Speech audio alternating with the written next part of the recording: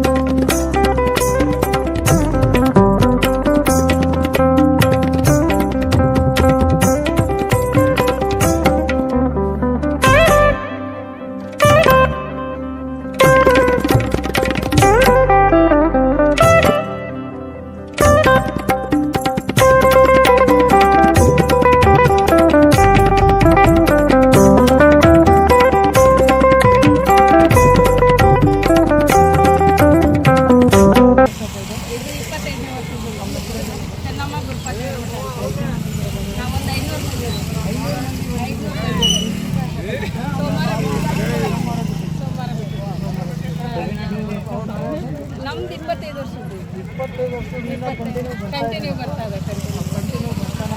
Continue ಬರ್ತಾ sir ಬರ್ತಾ ಇದ್ದೀರಾ 500 ಜನ ಬರ್ತಾ ಇದ್ದಾರೆ 500 ಮತ್ತೆ ಸ್ಟಾರ್ಟಿಂಗ್ ನೀವು ಬರೋ ಹೊತ್ತಿಗೆ ಎಷ್ಟು ಜನ ಇದ್ರು 9 ಜನ ಇದ್ರು 9 ಜನ ಇತ್ತು 9 ಇವಾಗ 500 ಜನ ಆಗಿದೆ. 500 ಜನ ಆಗೈತೆ ಈಗ 500 ಜನ ಆಗಿದ್ದೀರಾ ಅಲ್ಲೆಲ್ಲ ದೇವ್ರು ಒಳ್ಳೇದು ಮಾಡಿದ್ದೀನಿ ತುಂಬ ಒಳ್ಳೇದು ಮಾಡೋಣ ನಾವು ಆರ್ಥಿಕ ಪರಿಸ್ಥಿತಿ ತುಂಬ ಸುಧಾರಿಸಿದ್ವಿ ಓ ಅದೇ ಯೂಟ್ಯೂಬಲ್ಲೆಲ್ಲ ಒಂದು ಸಣ್ಣ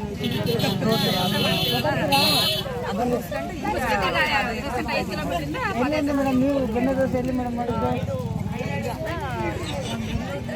ಹಾಂ ದೂರ ಬನ್ನಿ 1 ಟನ್ ವರ್ಷ ಮಾಡ್ತೀರಾ ಮೇಡಮ್ 4 ಟನ್ ಮಾಡಿದ್ದೀರಾ ಇಲ್ಲ ಮೇಡಮ್ ಅದು ಫೇಸ್ಬುಕ್ಕಲ್ಲಿ ಬಂದಿದ್ದು ಅಲ್ಲ ಸರ್ 1 ಟನ್ನಿಗೆ ಸ್ಟಾರ್ಟ್ ಆಗಿದ್ದು ಈಗ 4 ಟನ್ನಿಗೆ ಬಂದಿದೆ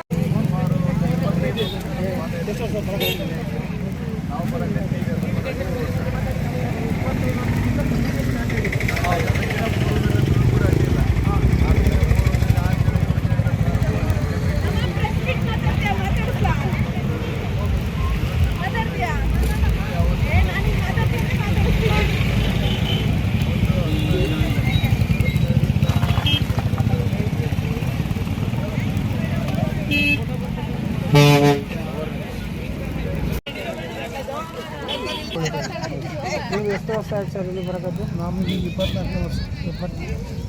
ಸರ್ ನೀವು ಬರೋ ವರ್ಷ ಸ್ಟಾರ್ಟಿಂಗ್ ಎಷ್ಟು ಜನ ಇದ್ರು ನಾವು 7 ಜನ ಇದ್ವಿ. ಇವಾಗ ಎಷ್ಟು ಜನ ಇವಾಗ ಬರ್ತಾರೆ 40 ಜನ ಇದ್ವಿ. 40 ಜನ ಬರ್ತಾರೆ ವರ್ಷ ಬರ್ತಾರೆ ಇಲ್ಲಿ ಆಲ್ಟಿಂಗ್ ಸರ್ ಆಲ್ಟಿಂಗ್ ಇಲ್ಲಿ ಮುಸ್ಲಿಂ ಕಾಲೇಜ್ ಇತ್ತು.